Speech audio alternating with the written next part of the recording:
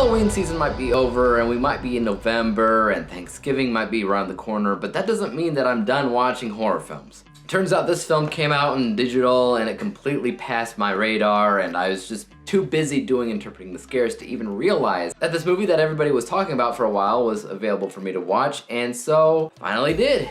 It's Barbarian.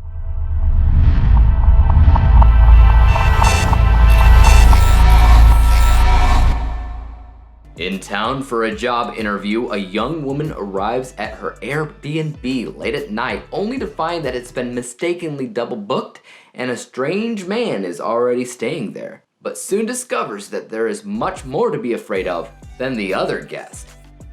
Well, that's a movie. In general, this film crossed my radar when it was doing its theatrical run. A few people that I follow on YouTube, a few close friends, have also reviewed it as well, including, Anthony A. Perez, Did You See That, Rashad G, everybody, not only talking about it, but kind of ranting and raving about it, saying a lot of good things about it. Past that, I knew nothing about it, plot-wise.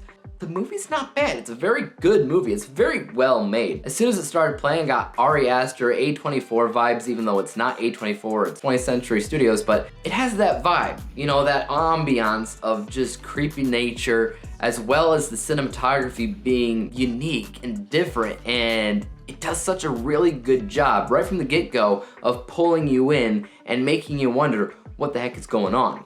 I mean, when I started watching it, I immediately had a theory on what was going on. I figured, okay, this weird guy that's in this house, he's not double booked. Like, this is the guy that owns the place and he's being a creep to invite this girl in and do whatever to her, and that's not the case. And as soon as I learned that that's not the case, I had absolutely no theories. I found the rest of the movie to be actually pretty unpredictable. If I had to compare it to another horror film or two, I would say it's a cross between, the film Mama and The Descent. And I can't really explain further than that, but that's kind of the vibe that I get when I watch the movie. I find that once a certain point strikes in the film, it becomes insanely weird. But at the same time, I was all in because of how well it was made, how well the performances are, the cinematography, the editing is really different. Editing-wise, the film bounces between main character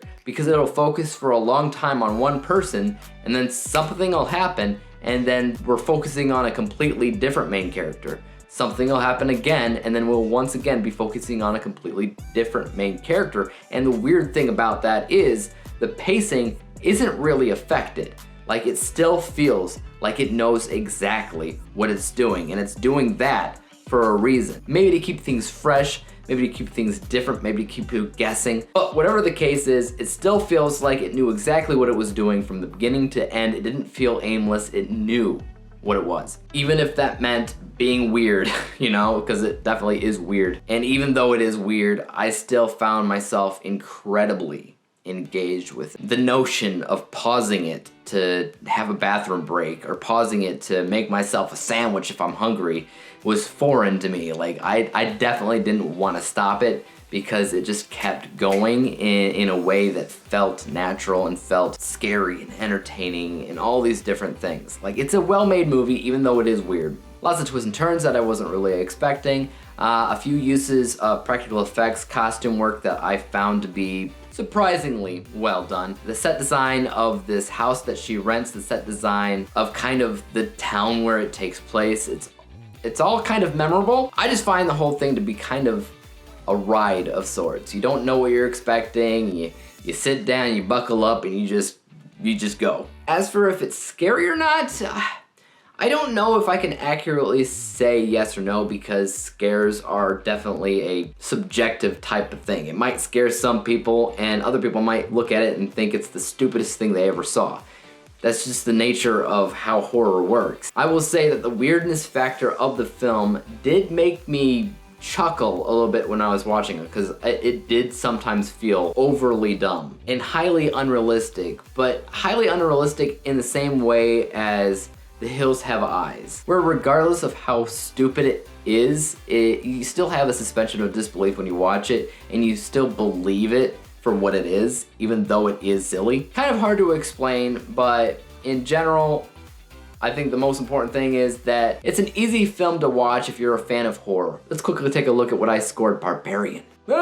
B letter grade, final overall score of 77%. You can see from my unbiased and biased score down below that those are basically in agreement, that basically it's as entertaining as it is well made. Is it the best film that I saw all year? No. Is it the scariest? Not at all. I think in general, because it knew exactly what it was and what it was attempting to do, it succeeded in that. I think that if you're a specific type of person, you'll love it. And I also think that if you're a specific kind of person, you might even hate it because of how silly and weird it tends to be the further along it gets. But if you are a fan of filmmaking and in terms of how movies are made as a general rule, I think you will appreciate it because it is well made, at least behind the camera. Overall, I was impressed. You know, I don't know if I'll ever see it again. I'm not against rewatching it down the line, but I don't necessarily consider it to be something I immediately want to see again. So 77%, that's pretty much a score that screams decent, but not perfect. So guys, what did you think about Barbarian? Did you see it? Did you not see it? Why or why not? Let me know. And as for YouTube, you guys know what to do. Hit the like, hit the subscribe button, and hit the bell to be notified when I come out with my next review. And until then, peace out.